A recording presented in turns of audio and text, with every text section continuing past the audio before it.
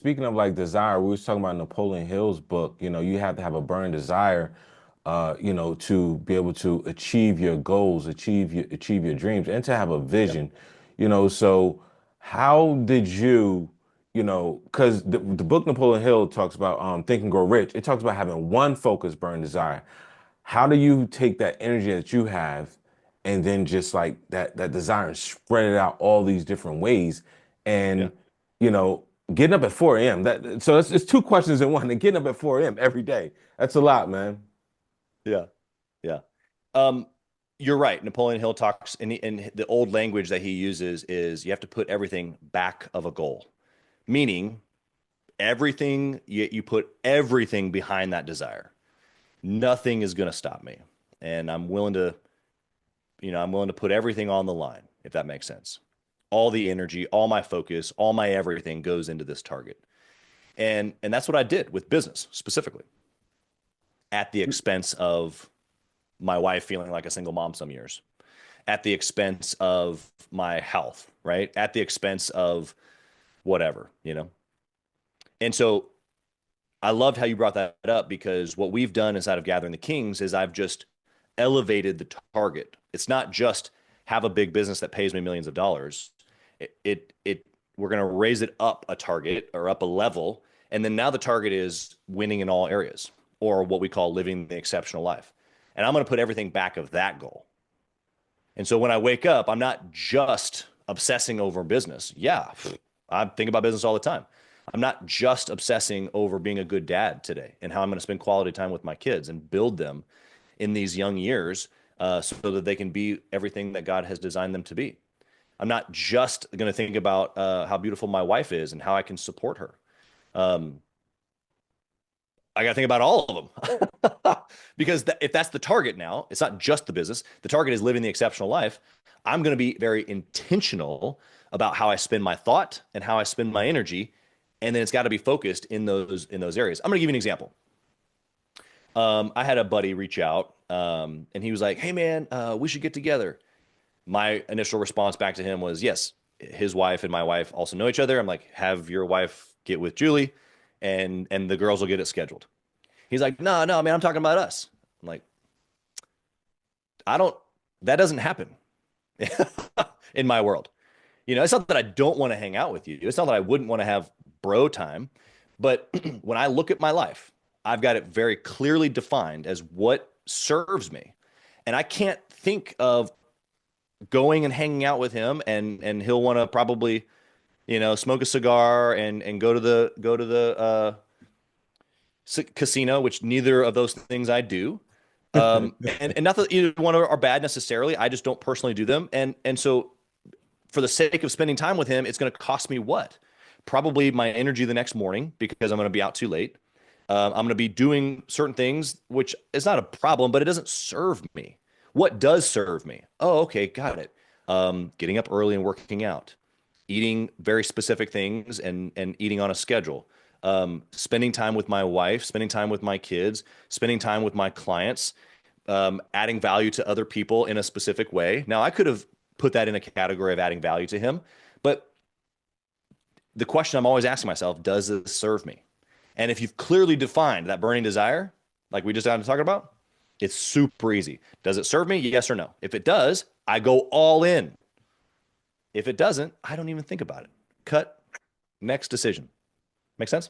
Nah, makes sense. Makes sense. Now, how does someone, a husband, listening right now, how do they figure out like that burning desire? And which one first to focus on, or how do they focus on, how do they handle all of that? Brief interruption, real quick. If you listen to this and you like what you're hearing, don't forget to hit the like and subscribe button below. Therefore, you're notified whenever we have another Men of Valor, Husbands of Purpose podcast. Also, you can share it out if you find this episode valuable. And fellas, if you're looking to have a deeper relationship with your wife, cultivate more conversations, more intimacy, download our free video guide.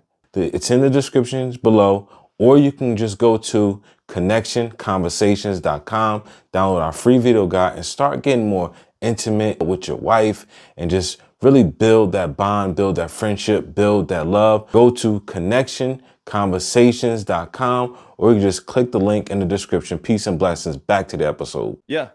Well, I think no matter what area we're talking about, that when I talk about winning in all areas, we're talking about business and finance, marriage and family, health, faith, and lifestyle.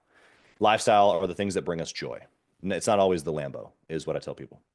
If you like a Lambo, then that's fine. I don't know if I'd fit in one, but what I'm trying to say to the listener is if that's all the areas, right? If I've defined basically all of life and it's in those 5 areas, I personally am going to sit down and spend concentrated time with a pen. I got my little Mont Blanc here and a notebook. And I'm going to ask myself, what do I want? What do I want in my marriage?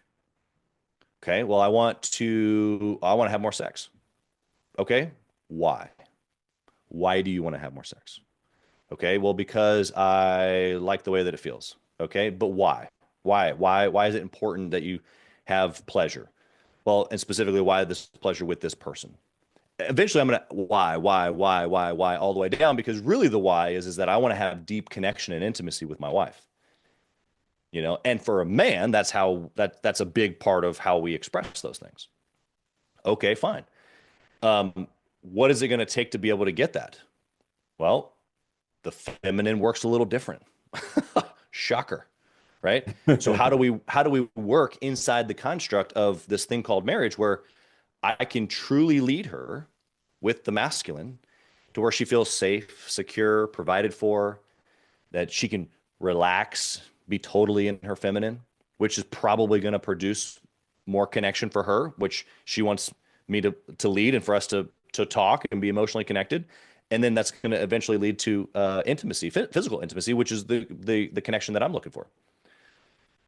But all those things can be reverse engineered, is my point. I can do the same thing in business. Well, what do I want in business? Well, I want to hit $1 million this year. Or I want to hit $10 million this year. Okay, great.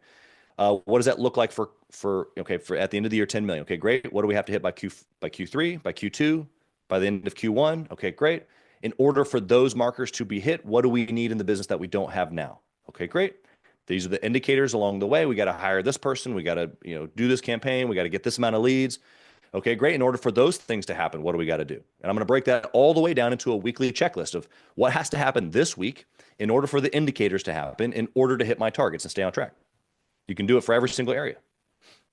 So it's about a husband just taking a step back, taking an assessment of their whys, their desires, or what they want, and their whys, and then just taking Yeah. action and going for it, and walking in their purpose. And I'm pretty sure that, becoming a millionaire by 29, you work with Grant Cardone, you work with Frank Kern. Those are big names in the sales team. Like, what are the biggest lessons that you learned from your entrepreneur journey, but also applies just in life? I mean, we can just take the book Think and Grow Rich and just go chapter by chapter if you'd like to. But I mean, once you have the burning desire, you have to then create a plan. You have to be organized and have a plan. And that's kind of what you were just saying there, is like, I got to be able to take my time. I got to take my pen. I got to put my thoughts on paper, and I got to organize a plan. Then I need to take action. I'm going to need some persistence along the way. Persistence is, I'm going to feel resistance, and I'm going to be resilient, or I'm going to persist through the difficulty. Okay, the same year that I was 29 years old, became a millionaire. I had bought my seventh location of that franchise, and that was the beginning of 3 consecutive down years.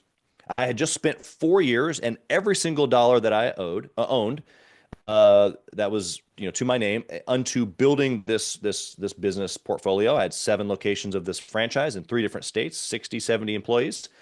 And I felt like I was on top of the world. I was one of the youngest, if not the youngest franchisee, definitely the youngest at the size that I was by far. Um, and for all intents and purposes, on the outside, it looked amazing. But then literally the next year, 2, 3 years were all consecutive down years for the franchise.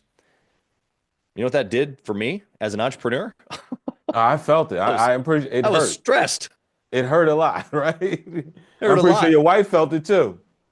My wife felt it. Our marriage felt it. My kids felt it. Everybody felt it, right? I was working more and making less. But that's what we do as entrepreneurs is we have to ebb and flow. And so to answer your question, I was kind of getting to the persistence thing there, but the things along the way, never go to plan, but you always have to have a plan. How does that work? Well, I have to first sit down, put my thoughts together, put an organized plan together, but then I get around other people. We call it the mastermind, right? I get around other people in my community to be, hey, what do you think about this? What do you think about this? What do you think about this? Oh, hey, 2 months later, this isn't working. What do you think about this? What do you think about this? And I'm adjusting. Now I'm moving the plan. I'm trying something different, right? Because just when we think we got it all figured out, boom, a curveball, a COVID, or a new president, or a whatever happens. You know what I mean? Just things happen, and we should expect those things to happen. I can't control those things, but what I can control are the inputs. Every single day, the choices that I make, the disciplines that I have, um, the things that I'm choosing that serve me. And then when the things get hard, I persist. And that's key right there. Speaking of the book of Think and Grow Rich, it seems like that's what we're talking about. We keep throwing this book up, but when I read it, I believe there was a section called the Law of Persistence. Like it's a section which is like a law of persistence. Like if you're going for something, achieving that big goal, that desire, you're going to fail at times. Like you said, you failed like 3 years, it was 3 years a spiral downhill. But when you're persistent, when you know that desire, when you know what you're doing it for, when you're living in your purpose, being a husband of purpose, you're going to fail. But the thing is, you got to be persistent, and persistent pays off. Persistent builds discipline. Yeah.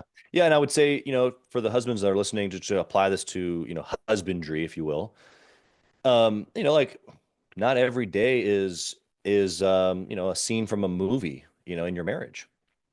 But with intentional inputs every day can be amazing. Um, okay, today something might happen that maybe causes some strain, but because we've communicated and because I've, like you've said it a couple times, lived on purpose, really what that means to me is that I've been intentional. I sat down, I decided what my purpose was, or I defined what success looks like. What does success look like in my marriage? What does success look like as a husband or as a dad or as a business owner, whatever? Okay, I've defined it, I've written it down. I read it to myself every single day, and then I'm taking action on those things. For example, for the last probably close to 2 years, every single morning, with a few exceptions, but almost darn near every single morning at 5 a.m., my wife gets a text message. She's sleeping, like long sleeping, not doesn't wake up for a couple more hours, and she gets a text message from me that is descriptive of how I'm appreciative of her from something that happened the day before. Every single day I do this. Now, this wasn't my idea. I went through, I was working with a coach around kind of visualizing success in all areas. And he helped me kind of work through a couple of things in all areas, but specifically the one thing in my marriage that I felt like I could be more intentional about was showing Julie appreciation. And guess what, dude? I'm telling you right now, I would think a logic, man logic is like, and I've told her, she knows it. It says in my visualization every morning that I give two affirming words a day, one in the morning, one in the evening. I literally read that out loud every single day. It's part of my affirmation, part of my visualization. She knows it's in there. I've read it to her. She knows that it pops up on my phone at 5 a.m. as a reminder.